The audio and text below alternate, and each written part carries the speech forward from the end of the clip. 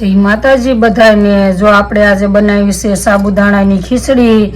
તમે આ આગળ જોજો અમારો વિડીયો અને બહુ ટેસ્ટી બની છે। મેં કઈ રીતની બનાવી છે તમે જોજો। જો આજે આપણે આ સાબુદાણાની આ ફરાળી ખીચડી બનાવવાની છે। જો આપણે આ 2 કલાક પહેલા પલાળી દીધા હતા અને સરસ આપણે સાબુદાણા પલળી ગયા છે। અને જો 2 પાણી આપણે સરસ મજાના ધોઈ નાખ્યા છે। ધોઈને આપણે એવી કાણાવાળી વસ્તુ હોય એમાં લઈ લેવાના છે એટલે આપણે સરસ મજાના નીકળી જાય। અને આ છે આપણે જો એનો બધો મસાલો તૈયાર કરીને રાખ્યો છે। આ છે બટેકા, આ છે લીલા મરચા, ટમેટા અને આ છે લીમડાના પાન અને આ છે સિંગદાણા। હવે આપણે તેલ પણ મૂકી દીધું છે। આપણે જોઈ તેલ આવી ગયું છે। જો આપણે તેલ આવી ગયું છે। આ આપણે નાખી દીધી 1 ચમચી રાઈ, 1 ચમચી જીરું, આ છે આપણે વઘાણી, આ છે આપણે હળદર, આ છે લીમડાના પાન નાખીને આપણે નાખી દેવાના છે મરચા, આ છે મરચા આપણે એવી રીતના તળાવે એટલે આ નાખી દેવાના છે બટેકા। આપણે બટેકા સુધારેલા નાખી દીધા। બટેકાને જો આ રીતના મિક્સ કરી વાળવાના છે અને બટેકા સરસ મજાના તેલમાં સડવા હોતા દેવાના છે।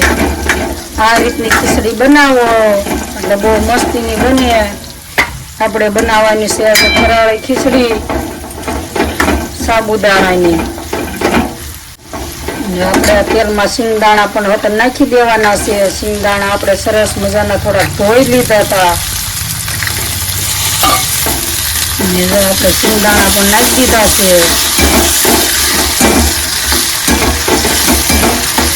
આપણે એમાં સ્વાદ પ્રમાણે મીઠું પણ નાખી દઈએ એટલે આપણે બટેકા સડવામાં થોડુંક આસાન રહે। સ્વાદ પ્રમાણે મીઠું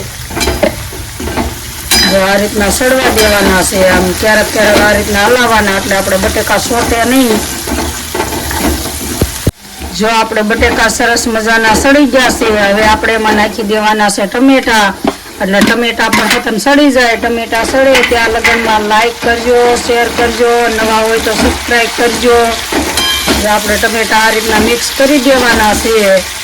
ટમેટા મિક્સ થઈ જાય, ટમેટા સડી જાય ને પછી આપણે મરચું એવું નાખીને પછી આપણે સાબુદાણા નાખવાના। ફરાળી આ રીતની સાબુદાણાની ખીચડી હોય આ ઉપવાસ માટે એને ચાલે અને ઉપવાસવાળાને પણ મજા આવે ખાવાની। જો આપણે ટમેટા અને બટેકા અને આપણા સિંગના દાણા સરસ મજાનું સડી ગયું છે। હવે આપણે એમાં નાખી દઈએ મરચું એટલે આપણે થોડીક તીખી બનાવવાની છે એટલે આ નાખ્યું છે મરચું। મરચાને પણ જો આ રીતનું મિક્સ કરીને અને મરચાને પાકવા દેવાનું છે। અને આ ખીચડી ઉપવાસવાળા નાલે ને એ રીતની મીઠી પણ બહુ લાગે, સરસ ખાવામાં પણ મજા આવે। આ રીતની તમે બનાવશો ને એટલે બહુ મસ્ત લાગશે। જો આ રીતે મરચું પણ પાકી ગયું છે।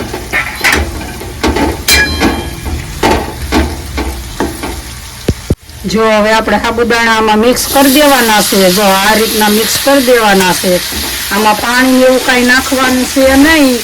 જો આ રીતના મિક્સ કરી દેવાના આપણે સાબુદાણા અને તેલમાં એને એ રીતના મિક્સ કરીને અને સેજ 2 મિનિટ સડવા દેવાના છે એટલે આપણે આ ફરાળી ખીચડી સરસ મજાની થઈ જાય તૈયાર।